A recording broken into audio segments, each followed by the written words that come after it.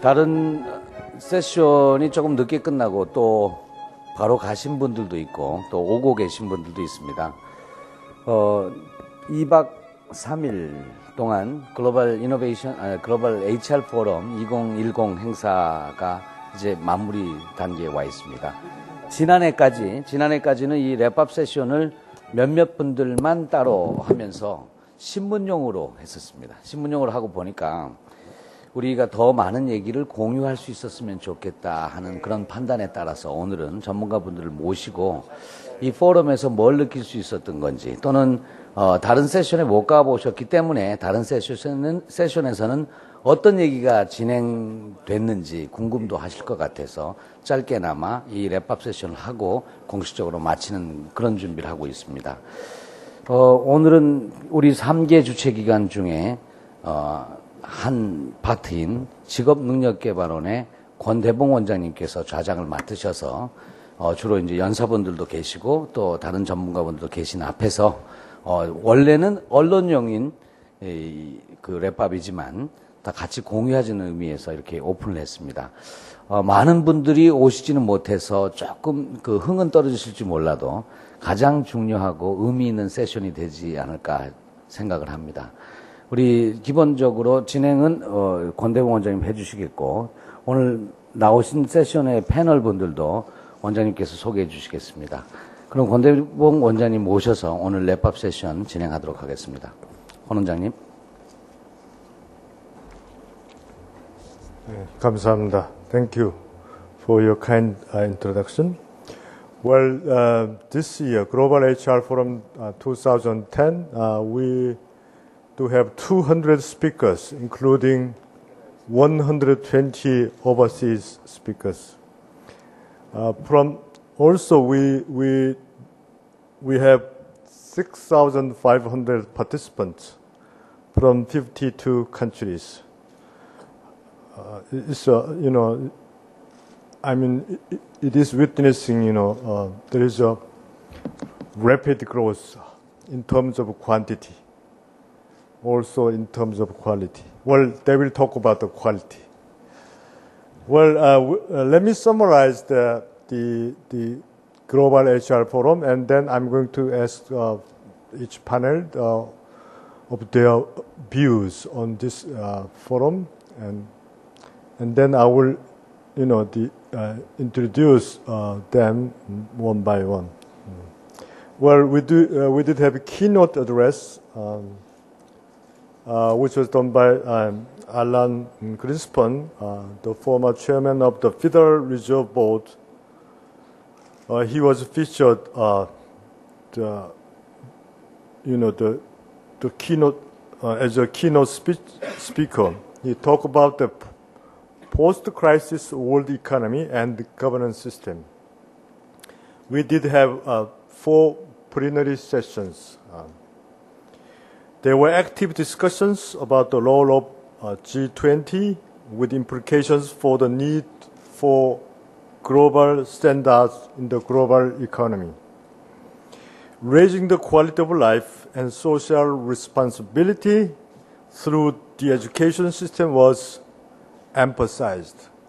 Furthermore, the need for improvement of the education system was emphasized to ensure human resource development to provide a fundamental basis for national development. Also, we did have special G20 sessions. During the sessions, the need for global cooperation was emphasized in terms of monetary policy and taxation system, providing implications to the G20 Seoul Summit in November. Furthermore, a range of discussions were held, including the direction of developing countries' economic development and reinforced monetary policy of the European Monetary Union in global economy. Also, special lecture was given by Mr. Kwon Young-seol, who introduced me, regarding the towards a fair society, which leads equal opportunity and win-win partnership and shared growth. And we did have three kinds of track. In track A, the key points of these sessions included the emphasis on the balance between the supply and demand of human resources for sustainable development. Active discussions and diverse approaches relating to schooling issues took place, including teacher training, qualifications, curriculum change, and educational system reform. The need for efficient higher education infrastructure and for education strategy was highlighted. Such demographic changes as decline in population and fertility rate are closely associated with development of professionals in STEM sectors. STEM means science, technology, engineering, and mathematics. In track B, establishment of the new curriculum is needed for the future society and workforce. Securing global human resources has become a key competitive issue under the current global market circumstances. Different human resources management approaches are needed for the next new generation. And the Korean companies recognize the importance of corporate education with the emergence of lifelong learning era. In track C, we have talked about the HR development and strategies for future labor market demands. To mention some of the main points of these sessions, through comparisons of different situations of vocational education training in countries, it was possible to share the diverse confronting issues and labor market demands. In order to facilitate vocational education training for green growth, an emphasis should be placed on the core competencies required in green industries. A bridging mechanism between education and labor market. Also, to deal with the social issues of aging population, vocational education and job creation for the aging population were highly recommended. With the opening of the service market, the standardization of education service system should be adopted in order to boost the competitiveness of the domestic education service market. Also, we did have special sessions, 5 special sessions. Some of the arguments raised in these sessions were that harmonization between education and human development is necessary to achieve sustainable human resource development. An emphasis should be placed on developing art education in the basic and secondary education. It is very important to consider a diverse forms of international cooperation and policy dialogue in the Asia-Pacific region. It was argued that the workplace environment and the culture need to be changed in order to create an environment in which people can work together. Well, this is a summary of the very brief summary of the forum. Well, let me introduce our labor panelists. Well, first panelist, Dr. Kim Gwangjo, in Western style, Gwangjo Kim. You know, often the UNESCO people prefers to call him GG Kim. Yeah, yeah. Well, he is director of UNESCO Asia Pacific Office. He serves as Deputy Minister of Education and Human Resource Development in the Republic of Korea. Well, he is, very experienced and talented, and he will give, very insightful comments. Let's welcome with me Kim Gwangjo. Yeah.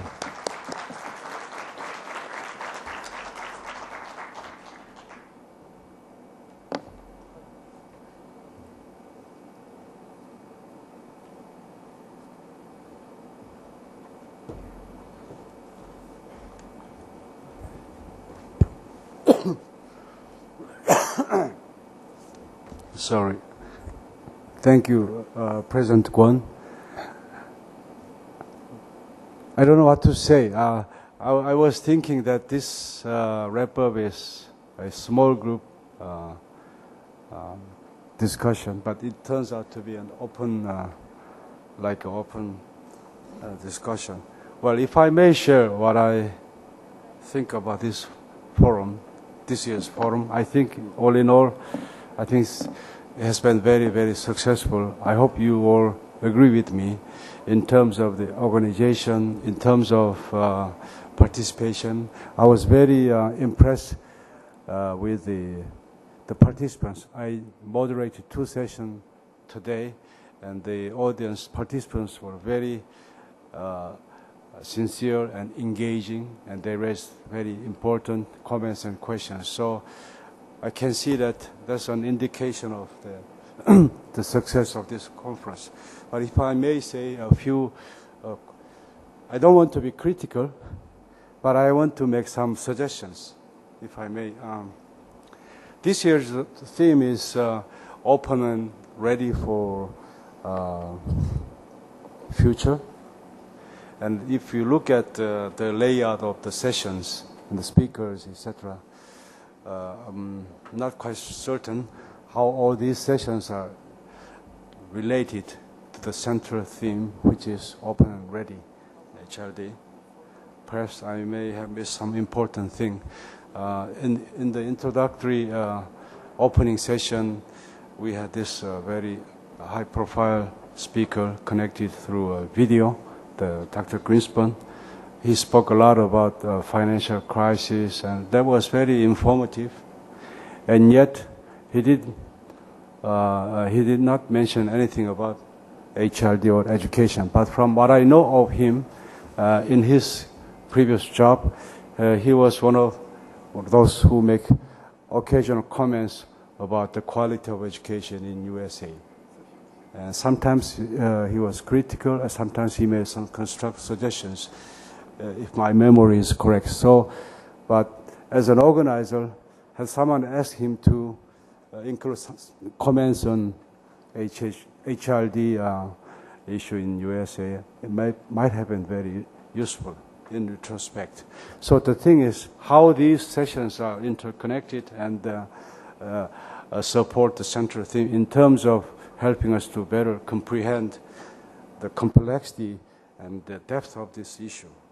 So in that regard, in terms of organizing next year's forum, if I may suggest, I understand you have the consultation group. Perhaps you may expand the consultation group if they don't do the proper job in terms of advising you to come up with a key theme. I think here in this room, I can see the colleagues from different organizations, especially international organizations like World Bank. It would be good to have them on board from the very beginning of the forum preparation. That's one suggestion that I can make. And in terms of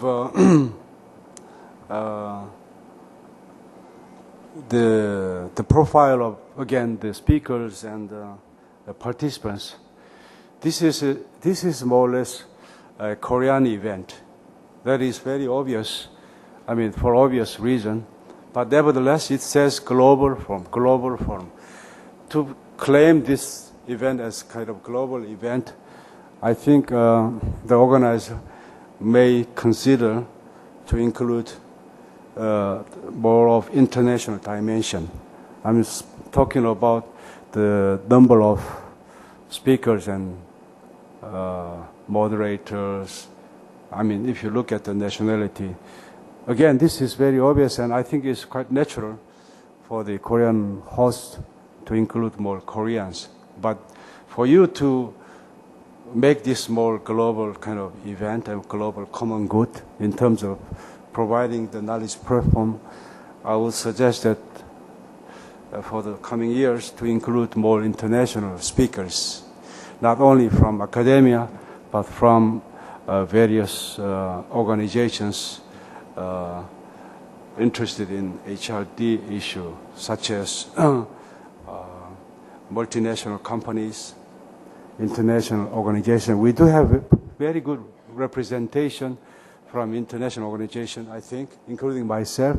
We have very good quality representation from World Bank. I know more than several colleagues are here from OECD. I think it's good. But for that matter, not only increasing the representation, I mean, the good mixture of both speakers and audience, but also to make sure that you establish a solid partnership with these international organizations, including us, UNESCO, World Bank, OECD, and others, especially when it comes to planning next year's forum. I think, for example, in case of World Bank, they are preparing this benchmarking and assessment of HRD and education system at the country level. So unit of analysis country.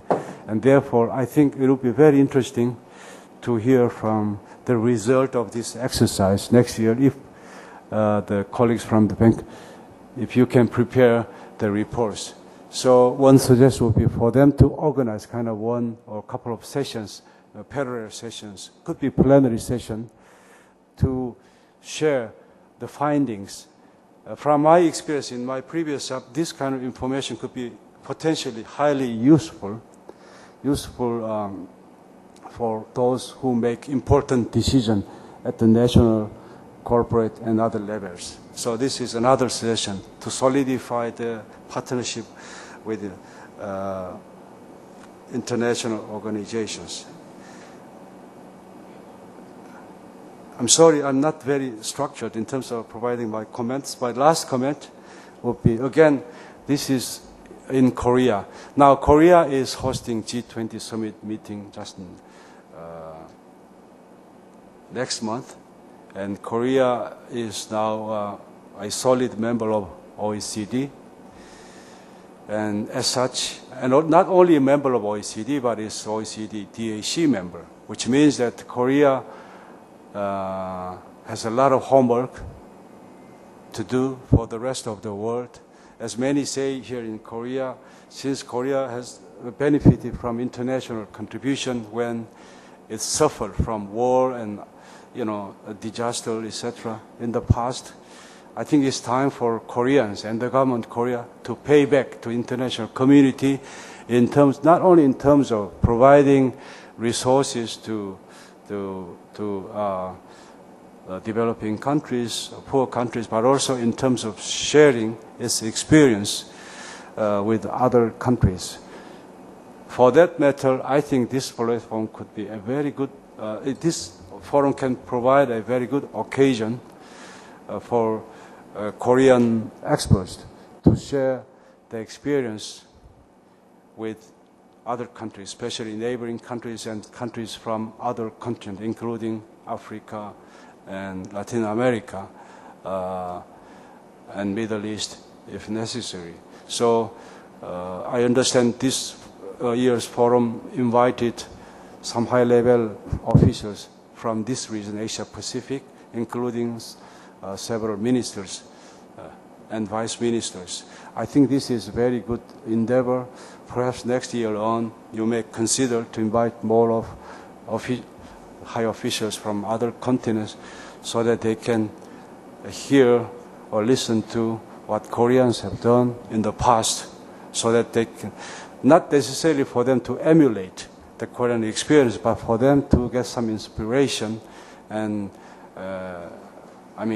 to get some kind of can-do spirit like Koreans. So, in sum, it would be good to have a more focused forum.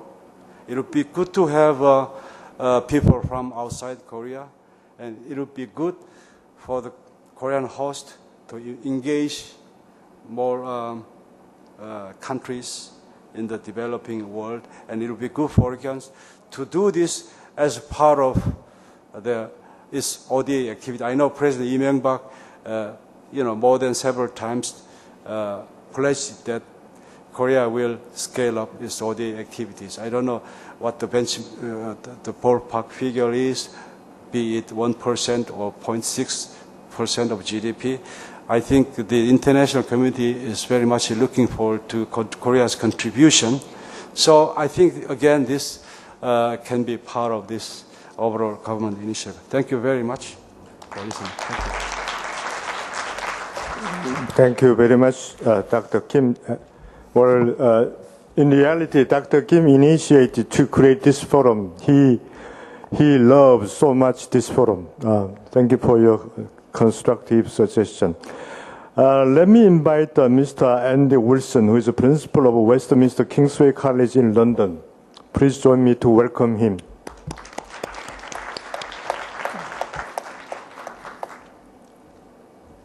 Thank you. I also wasn't sure about what to expect from this final session, and so I am very interested actually to follow up some of those remarks that Mr. Kim provided.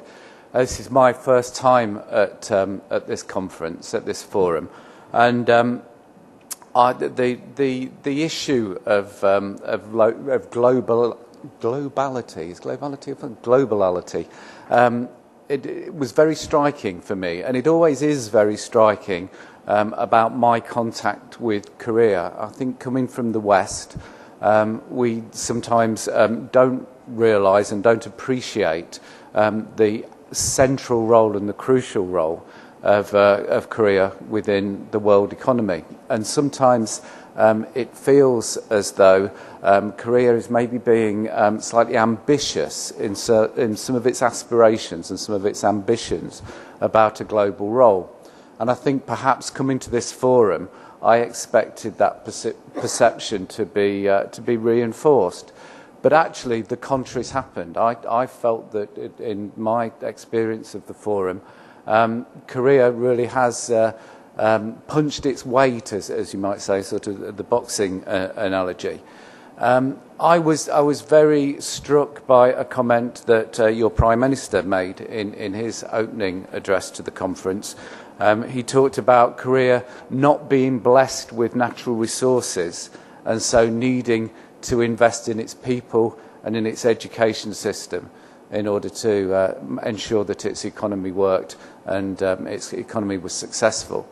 And I think that commitment comes through very clearly within Korea's history, and particularly its recent history, but also has been reinforced by my experience here at the forum over the last couple of days. And that ambition to be a global force and to be a leader of the world working together, I think has come through in certainly the discussions, if not always the sort of representation in terms of the number of bodies that have sat in the sessions around the conference.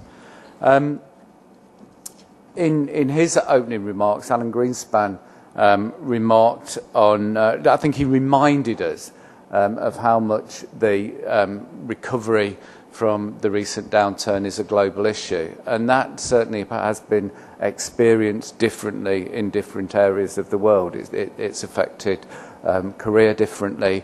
I was talking to some Australians at lunchtime today, and we were reflecting on how differently the global recession had impacted on Australia in comparison to the UK.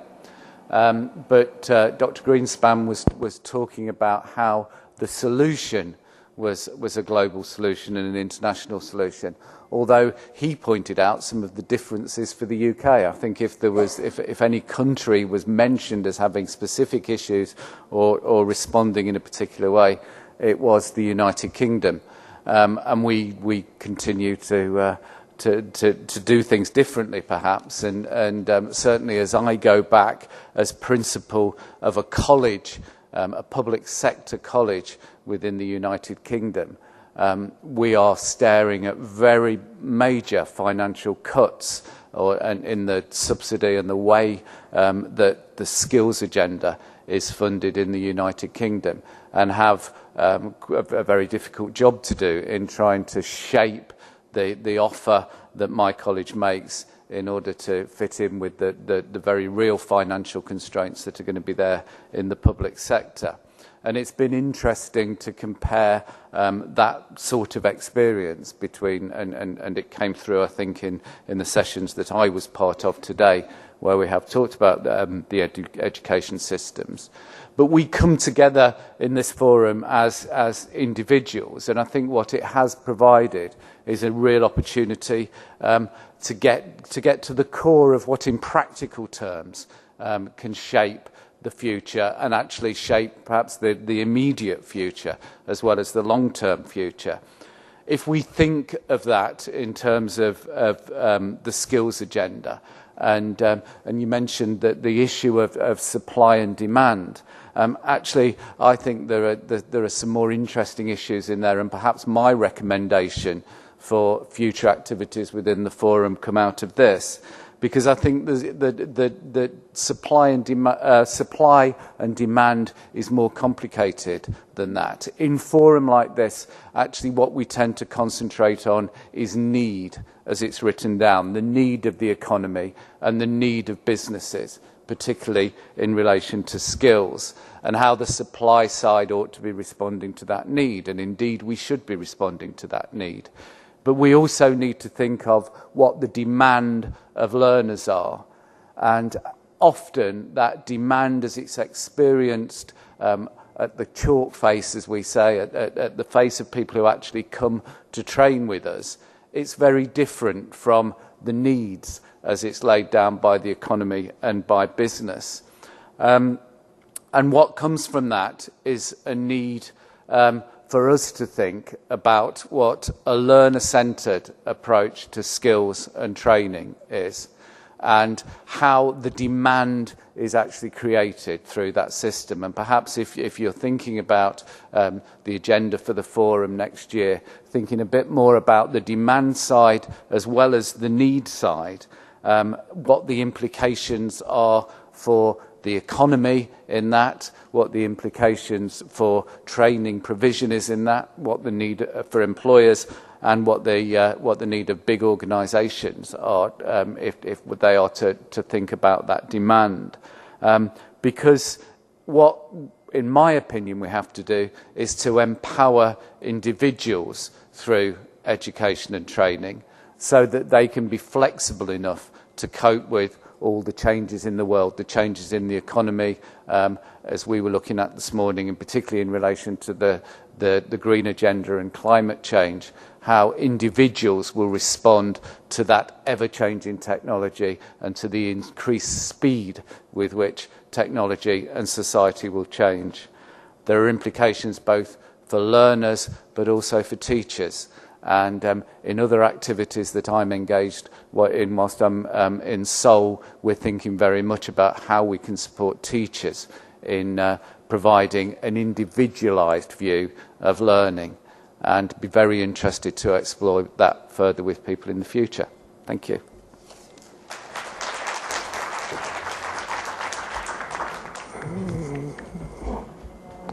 Thank you, Dr. Andy Wilson, for your invaluable remarks. Well, let me invite Dr. Deborah Luzbina who is head of the OECD. Please join me to welcome Deborah.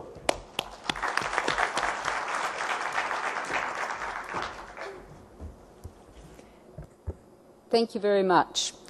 I actually seem to have an advantage over my previous two speakers because I actually had the opportunity to ask President Kwan last night what I was expected to talk about at this wrap-up session. And for those of you who know President Kwan's long-standing commitment to lifelong learning, the answer won't be a surprise. He asked me to say what I have learnt from the forum. So, let me say this forum on the theme of Open and Ready for Tomorrow has been a great opportunity to celebrate our diversity while better understanding our common challenges. And I have been really delighted to take part in it, so thank you. Let me make 3 general observations, what I have learnt. First, there is no room left for complacency. The world has changed and will keep changing. We have to live with increasing globalisation and competitive pressures, and we cannot ignore economic constraints or simply wish them away. And dealing with complexity and uncertainty, I think for all of us, has become almost the new routine. These are challenges, and yet with a little bit of effort, we can also see these as great opportunities. Second, there is hope. We've heard many examples of great initiatives, innovations, demonstrations of creativity, of critical thinking, of collaboration, and so on. But what's given me most hope out of the last 2 days is that we're not just talking about human resources in an economic sense. We're talking about human beings and developing socially responsible global citizens. Third, we are not yet ready for tomorrow, and across almost all our countries, we still need to do more to improve our policies and our practices. We still need to make our education systems more responsive and to better foster lifelong learning. We will need to take a hard look at how to allocate scarce public resources to ensure that they are invested as wisely as possible in people. And we will need to continue striving to make our societies cleaner, fairer, and more inclusive. So that's what I have learned, and thank you very much. Thank you so much. Well, I like her, concluding comments. Stronger, cleaner, fairer, inclusive. That's, rather than me, President Lee Myung-bak, he likes your term. Yeah, fairer society. Yeah. I thank you very much. And then let me invite Dr. Christine Evans-Clark. She is the director of EMP and from International Labour Organization. Please join me to welcome her. Yeah. Thank you very much. We've come to the end of what for many of us is 2 days of pretty good work. I think for many people, the result of many months of hard work. And I think I must start by saying how impressed I am with the excellent organization of the event and the extremely generous hospitality that we have appreciated over these days. I would say that this has been an effective learning environment, which I'm sure is consistent with the objective of looking at human resource development. Many of us work at specific aspects of human resource development. I've met people who are trainers, who are educators, policymakers, employers, and also a good many students who I think had the opportunity to join us for much of this event. And I think one of the values here is that we have gotten out of the specific perspectives that we have and seen human resource development in a broader sense.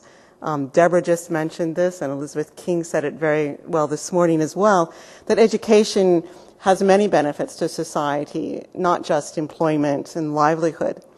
From the ILO's perspective, this is our aspect of looking at HRD. It's looking at what is demanded in the labor market. How do we enable people to have good livelihoods and decent work? How do we make sure that employers have the right skills that they can be competitive and productive? So for me, it was very valuable to see HRD in this broader perspective. But it was also gratifying to hear that many others are also concerned about the effectiveness of our human resource development systems from the perspective of the labor market and decent work.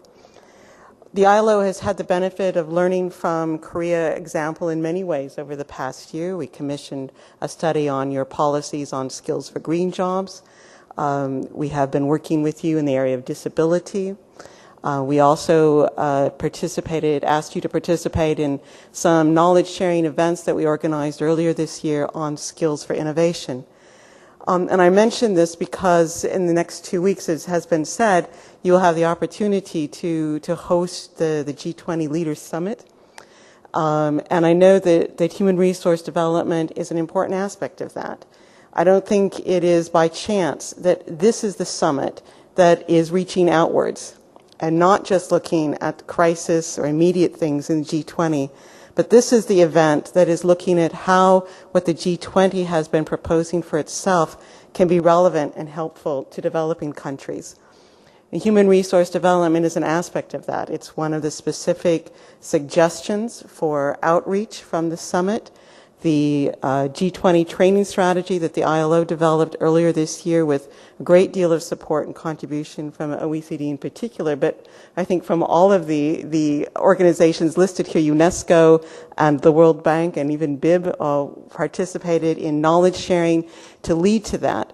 And I think that this is consistent with what you have tried to do here this week in terms of providing an environment to learn from the Korean experience and to share international experience.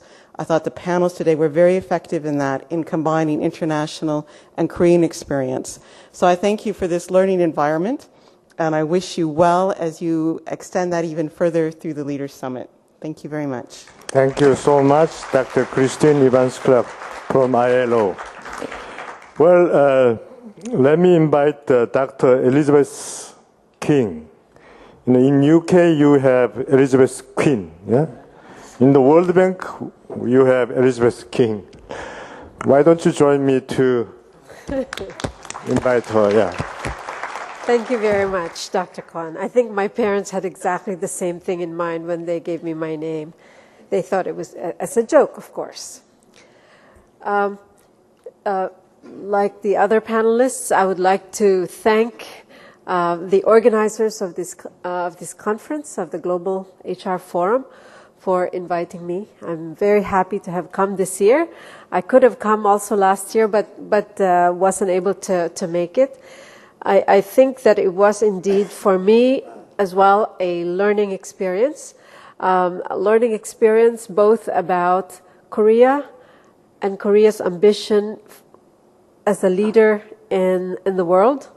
I see that, and I see Korea taking, or at least the leaders who are here, taking that responsibility, and I think it is a global responsibility, to put emphasis, to put this topic of human resources at the center of debate and discussion about what the future can be for us. And I think that is a very important message of this forum, and the fact that it has now gone on for, this is the 5th year, I think this is exactly the way to change the way people think about this issue and the way people think about the role that human resources can play in the world's future. So I congratulate the leaders who are involved. I congratulate the organizers. I want to thank all the young people in the back who are wearing wonderful pink shirts. They have certainly made this forum a very pleasant one for all of us. I have a few thoughts about some of the lessons for me. The start of the forum was Dr. Alan Greenspan's discussion of the economic crisis and about the prospects for growth, and that the prospects and that the recovery from this crisis is going to be slow, and it's going to take the efforts of many countries and in different ways. I think that's a good place to start because it is a reminder of what human resources can do. I think that indeed the recovery, the main drag for the recovery in the future is actually going to be from the rich countries. I think they have suffered more from the crisis, partly because they are more globalized. If you look at the short-term projections, the poorer countries are actually are estimated to actually see better growth than the rich countries. That is what we're looking at. This HR forum focuses to go beyond these short-term projections and to be much more forward-looking and looking farther into the future. And at least from my organization, the World Bank, I have to focus on the countries that are not as well off, that have not taken off into a growth path as Korea has. And for them, and the reason why I think we should all think about these countries is that, in fact, given their population growth for the future, 90% of the world's population is actually going to be in the countries whom we consider now poorer or poor. So the question of open and ready for tomorrow, our tomorrow is very much in a lot of these places. And what happens to them will have a spillover effect on the countries that are doing well, doing better. And I think perhaps Korea has actually seen that, and why it's forcing us through this forum to think about the human resources in those countries. Those countries will have to be open and ready for tomorrow.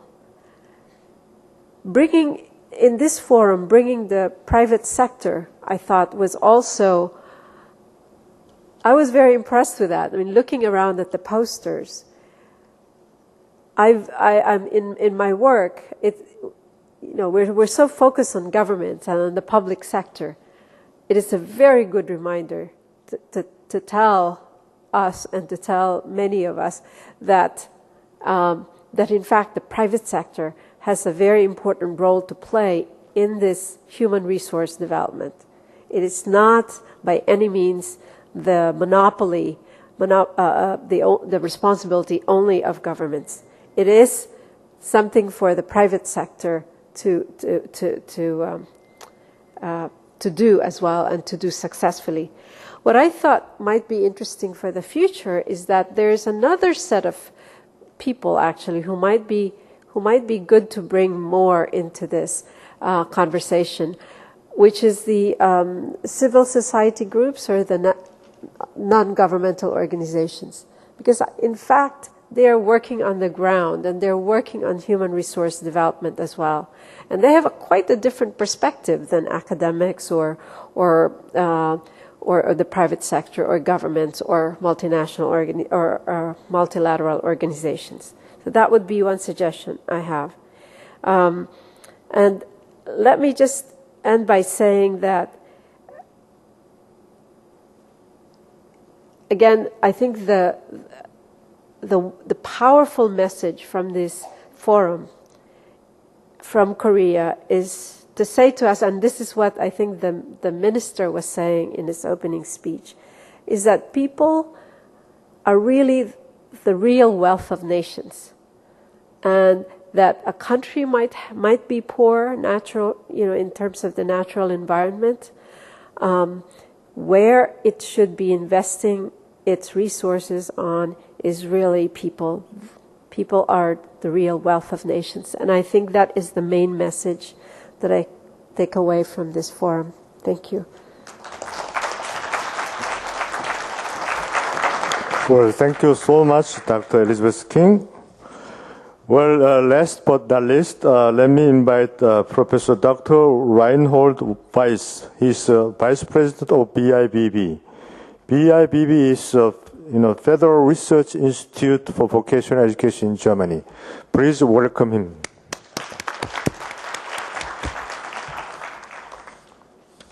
Thank you very much, Mr. Kwon. Preparing this final remarks, I remembered a German TV show. It's a TV show upon literature. 4 experts are discussing upon new books. And there's a showmaster. And he is finishing this TV show each time with a remark, "Now the floor has been closed. All questions remain open to be answered." So, what he is going to express with this remark, I think he is going to express that we don't have final answers, that we have different answers from different backgrounds, and we should focus on the point if we have the right questions. Sometimes it's more important to just express new, different questions. And I've mentioned and I've recognized some questions which were fairly new for me and for my background. And one was the question if it is really true that we have in some countries over-education. It was expressed. We normally think that we should have a higher percentage of graduates from university. And that's common sense in many countries and many experts. I've heard empirical evidence today from the United States and as well from Korea that there's maybe a too high percentage of graduates from university and an increasing and not acceptable mismatch between the demand and supply of qualification. And this is a waste of time and financial resources. And of course, it's a fact of disappointment of hopes of youngsters who can't succeed in the way they expected. So the quintessence, the consequence from this result is to put more money, to put more attention on vocational education training. I would point out that I totally agree to this consequence. And I've heard a lot of points in the way the vocational education training should be reformed, not only in Korea, but also in many other countries. For example, there's need for more and better information about the labor market, and we have to develop better concepts of guidance, of career guidance. We need an upgrading of the vocational education training so that it can really lead to challenging jobs and give access to the university sector.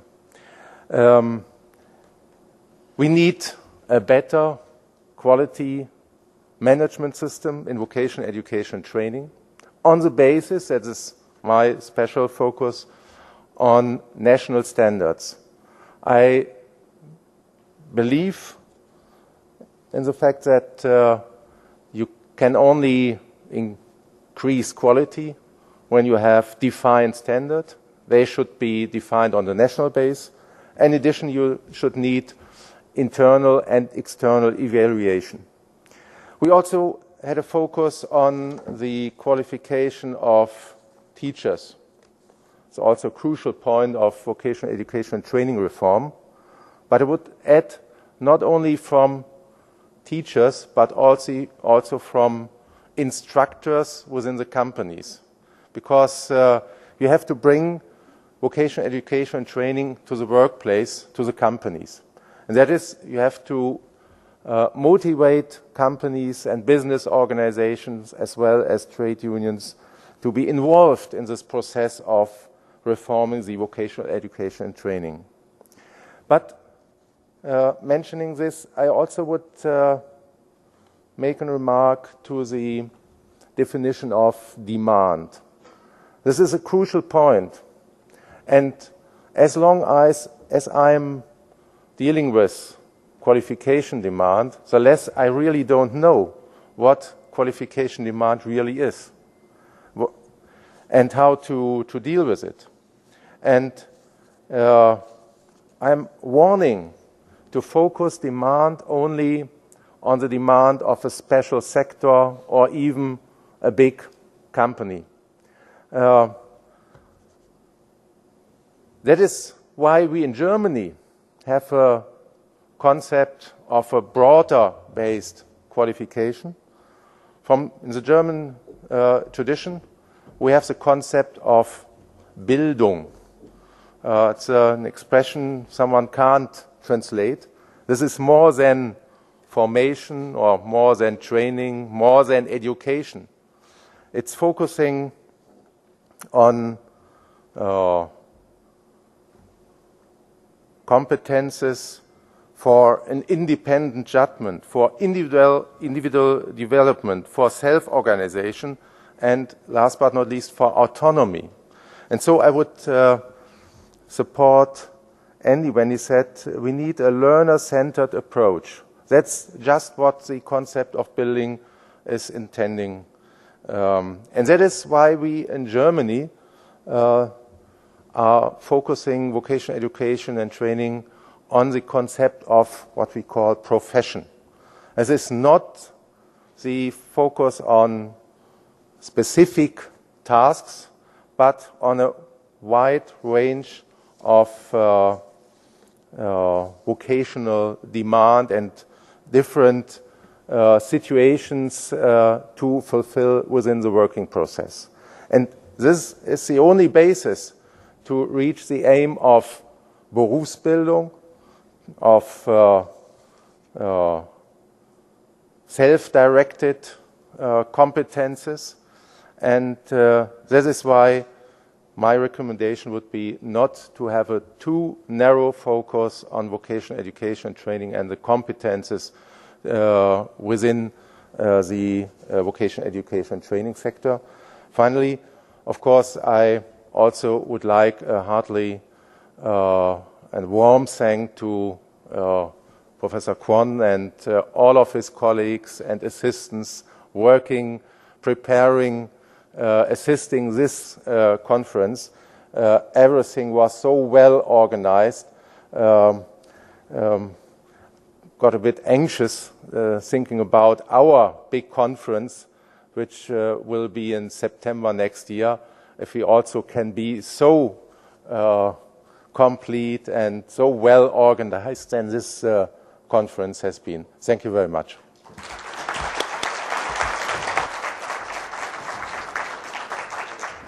Well, thank you so much, Professor Weiss. Well, I thank you all of our, the panelists' remarkable remarks. Yeah, from UK, from Germany, OECD, ILO, UNESCO, and World Bank.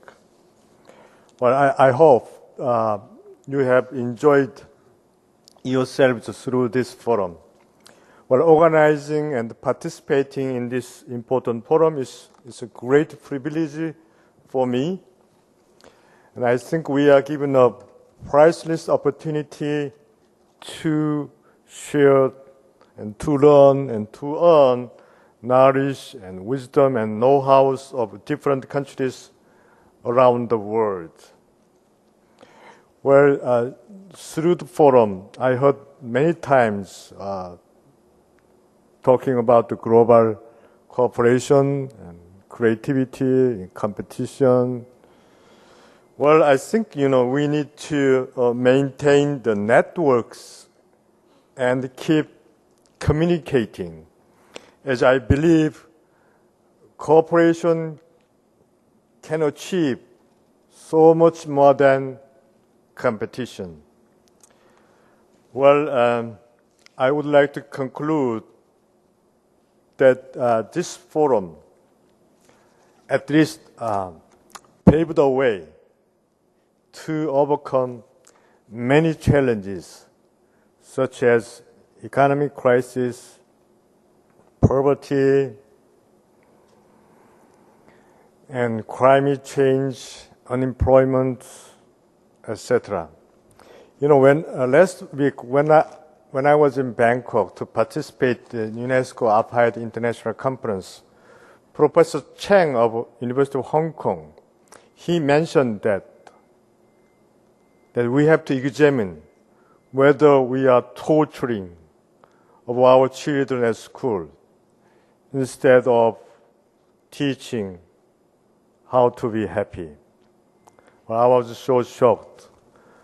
But through this forum, well, as I mentioned, that we can see a hope to provide future happiness to our children and adults as well.